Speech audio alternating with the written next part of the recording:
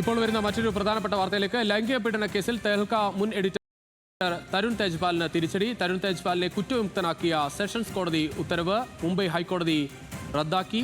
ഗോവ സർക്കാർ നൽകിയ അപ്പീലിലാണ് ഉത്തരവ്. 2013-ൽ തെഹൽക്കയുടെ ഗോവയിലെ പരിപാടിക്കിടെ സഹപ്രവർത്തകയെ പീഡിപ്പിച്ചുവെന്നാണ് കേസ്. വിവരങ്ങളുമായി കെ എം ഷബ്ന ചേരുകയാണ്. ഷബ്ന, മാധ്യമ രംഗത്ത് വളരെ നിറഞ്ഞു നിന്ന സമയത്തായിരുന്നു ഈ വിവാദമായ കേസുണ്ടായിരുന്നത്. എന്തായാലും തരുൺ തേജ്പാലിന് കനത്ത തിരിച്ചടിയാണ് കോടതിയിൽ നിന്ന് ഉണ്ടാകുന്നത്.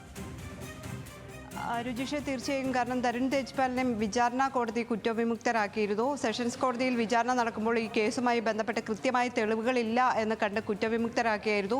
ഇതിനെതിരെ ഗോവ സർക്കാരാണ് അപ്പീലുമായി ഹൈക്കോടതിയെ സമീപിക്കുന്നത്. ഗോവ സർക്കാർ അപ്പീലിൽ പറഞ്ഞിരുന്നത് ഇതിൽ കൃത്യമായ സാക്ഷിമൊഴികൾ അതോടൊപ്പം തന്നെ തെളിവുകളുള്ള കേസാണ്. വിചാരണ കോടതി വേണ്ട രീതിയിൽ ഈ കേസിൻ്റെ കാര്യങ്ങൾ പരിശോധിക്കാതെയാണ് കുറ്റവിമുക്തനാക്കിയത്.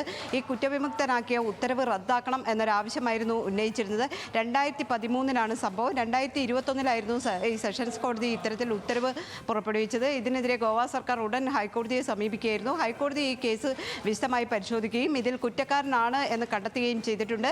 ഇനി വീണ്ടും വിചാരണ നടത്താനാണ് കോടതി തീരുമാനിച്ചിട്ടുള്ളത്. ഏതായാലും തരുൺ തേജ്പാൽ കുറ്റക്കാരനാണ് എന്ന് ഹൈക്കോടതി പറഞ്ഞിരിക്കുന്നു. ഇനിയിപ്പോൾ ഈ ശിക്ഷ എന്ത് എന്നത് സംബന്ധിച്ച് വീണ്ടും വിചാരണ നടപടികൾ പൂർത്തിയാക്കിയ ശേഷമായിരിക്കും ശിക്ഷ വിധിക്കുക. കുറ്റക്കാരനാണ് എന്നാണ് ഇപ്പോൾ പറഞ്ഞിട്ടുള്ളത് ഹൈക്കോടതി. ശരി, ശബ്ദം.